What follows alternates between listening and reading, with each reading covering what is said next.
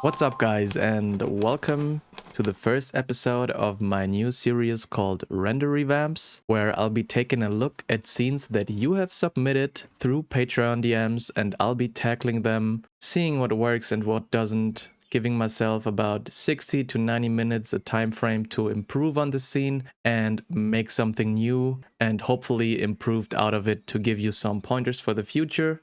And without further ado, let's take a look at the first scene. So this piece was sent in by a person called 281732 on Patreon. I haven't gotten any socials yet, but shoutouts to you for sending this in. So this is what I got. It seems like a super unfinished piece of this girl looking into the horizon with a bunch of cool rock formations happening all over the place. And I decided to remove everything that isn't needed and change the perspective a bit to make it more simple and to make it more of a classic piece. So this is what I start out with. I removed the textures of the rocks and removed all the lights and the HDRIs because those seemingly weren't done yet, I assume. And I start out with this because I just want the necessities for what we need. I wanted to make the scene as light as possible, and I start off by just exporting the rock formations she's sitting on and the one in the middle ground separately as an OBJ file and pull them into ZBrush, where I can do some random deformations, some simple stuff to give all of it a bit more life and texture to it, because it seemed a bit dull the way it was created with the volume measure. So I'm just doing that for both rock formations with some creature mouth brushes that aren't meant for this type of stuff, but it works fine, as you can see. So I import them back into Cinema and they immediately look a bit better. So I'll place them correctly and I'll assign some Quixel Megascan material to them to give them a bit of a rocky look, of course, because the previous textures weren't scalable at all. And I'm doing this for both the front and the back rock, scaling the back rock a bit so it works better for what I'm after. And yeah, I'm now putting in one light source that'll actually be there at the end of the render as well, but I'm just seeing if I can get it to work, because I want this to be a darker scene and to have light shining from the horizon, whether it's a moon or some sort of light source. I don't know at that point, but that's what I'm trying to get at. So I'm trying to get the details of the rocks going, and then I'm importing some more Megascans assets, just some separate rocks to give a bit more additional detail. Yeah, so the scene scale is all messed up, as you can see. Those smaller rocks come in huge, but as I have given myself only like an hour or 90 minutes of time, I didn't want to bother and rescale the whole scene properly, since it works anyways. So I just went with it and acted accordingly, placed all those rocks where I thought it would make sense, see if it works, and she is now sitting on a rock formation. I'm copying the grass that person has put on the ground and pasting that onto the rock formation in the foreground to give a bit more nature up there as well. And now I'm lighting from the horizon to our character, so this light bounces off the rock formations nicely as it would be.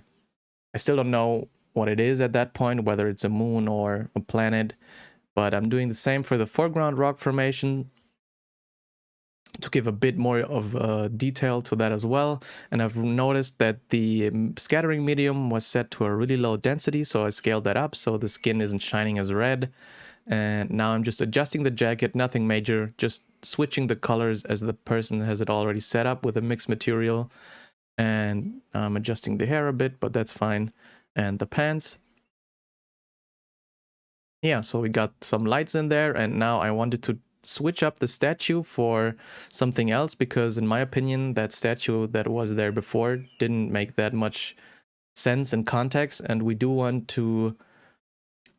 our images to tell a bit of a story. So I replaced that with that lantern up there, the classic Japanese one.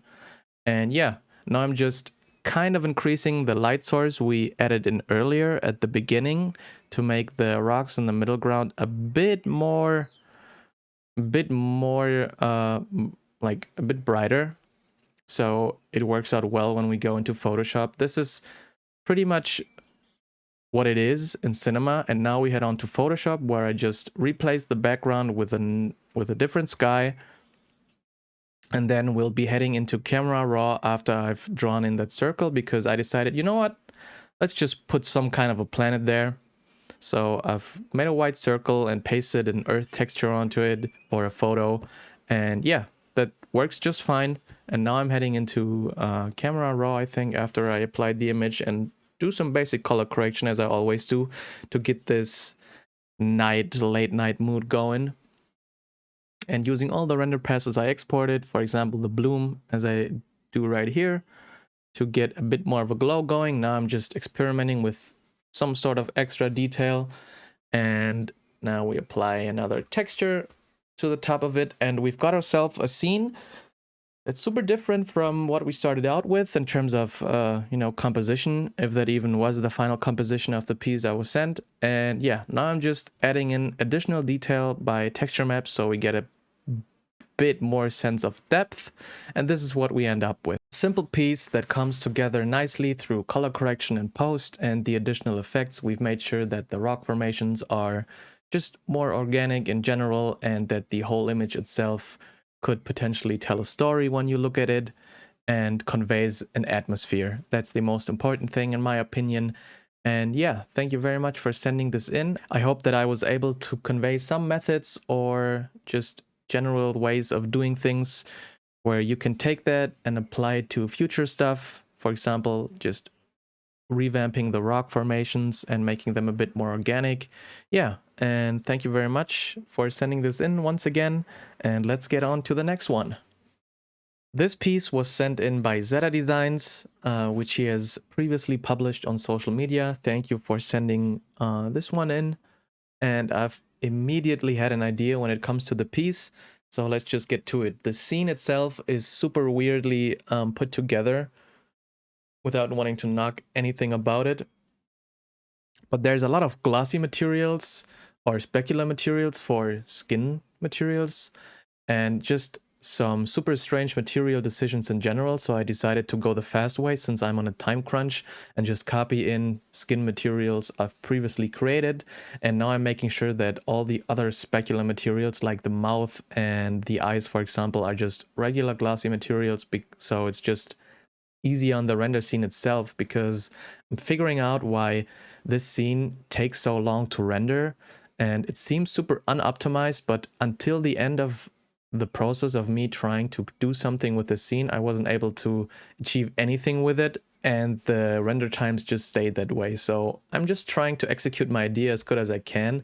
I've doubled the model by using symmetry and then just cutting out the original one, because I want this girl to come through the mirror. So I'm just placing that and see what works, scaling it up a bit. It isn't super realistic because it should be technically the same scale, but I like the concept of it. So that's why I'm doing this, because I felt that the initial piece lacks a bit of an idea. So I'm just trying to push that a bit further and create something more graspable, I guess, if that's what you want to call it. I'm just now messing around with HDRIs and removing room, walls, and objects that can cut out time rendering, because the scene is still super slow. So I'm just figuring out what it might be.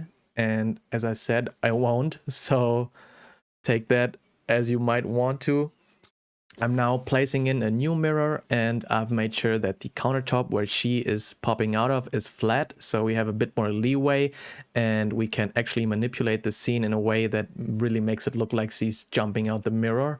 I prepared a mirror texture of cracked glass that I just apply as a bump and a displacement map to the new mirror recreated, which works out nicely. So that's no big deal. It works out super nice. We don't have to go crazy with it. Apply some regular roughness map.